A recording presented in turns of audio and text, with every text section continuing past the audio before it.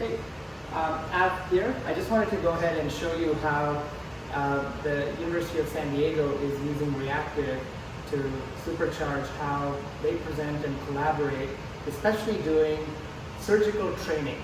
So we're in the Center for Future of Surgery, and Reactiv is prime and center in how they interact with all of their content and present to not only students locally but also remote. Great. So all of your content is actually going to be on your OneDrive. So there's already a folder called OneDrive UC San Diego. You can plug a USB stick in. If you do, it'll actually pop up. Now, you could create a brand new workspace, pick an existing folder, and go through your folder structure.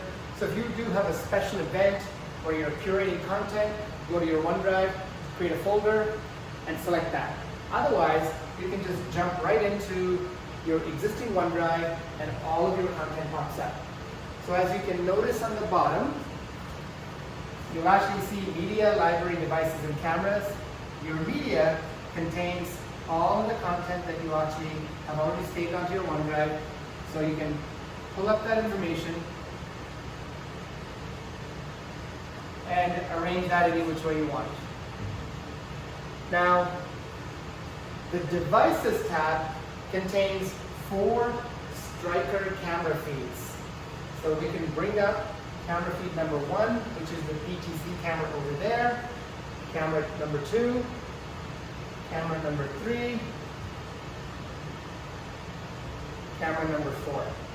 So each one of these cameras is being given an input source coming from Stryker.